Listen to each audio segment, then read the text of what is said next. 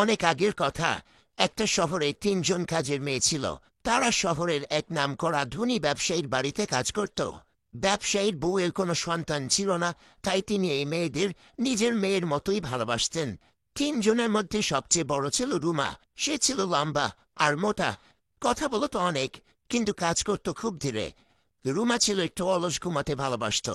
সকালে ঘুম থেকে উঠে প্রচুর খেত, তারপর আর চলাফেরা করতে পারত না। বাড়ির কাজে সে খুবই কম অংশ নিত, শুধু হালকা কিছু কাজ করত। দ্বিতীয় মেয়েটির নাম ছিল শিউলি। সে ছিল দারুণ সুন্দরী। তার চোখ ছিল কালো আর চুল ছিল রেশমের মতো মসৃণ তো লম্বা। শিউলি ছিল খুব রুচিশীল, দামি জামা কাপড় পছন্দ করত। তার জন্য অন্য কাজের মেয়েরা জামা কাপড় আর গয়না কিনে আনত। নতুন জামা পেলেছে তা পরে গয়না দিয়ে সাজতো। তারপর আয়নার সামনে দাঁড়িয়ে বলতো, আমি কত সুন্দর, শুধু আমার স্বপ্নের রাজকুমারের দেখা পাওয়া বাকি। আমি চাই সে যেন রাজকুমারদের মতো হয়। আসলে আমি এই বাড়ির গিন্নি হওয়ার যোগ্য। আমি রাজকুমারী, আমি এই বাড়ির রানী, সবাই আমার কথা মানবে। আমার এই রূপের একটা মূল্য তো থাকা উচিত। শিউলি কোনো কঠিন কাজ করত না, শুধু হালকা কাজ করত।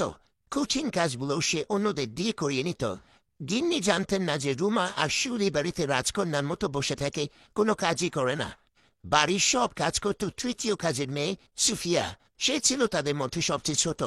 তার শরীর ছিল দুর্বল, আর অতিরিক্ত কাজের চাপে তার মুখ হলুদ হয়ে গিয়েছিল। সুফিয়া ছিল খুব নম্র আর পরিশ্রমী। সে ঘর পরিষ্কার করত, রান্না করত, নিজের কাজ করত, এমনকি তার অলস সঙ্গীদের কাজও করে দিত। সুফিয়া ভোরে উঠে যেত আর কাজ শেষ না হওয়া পর্যন্ত ঘুমাতো না। সে বাড়িতেই থাকত। সে সব সময় আল্লাহর শুক্রিয়া জানাতো আর বলতো, হালাল 1 টাকা, হারাম 1000 টাকার চেয়ে ভালো। সুফিয়া ছিল এতিম।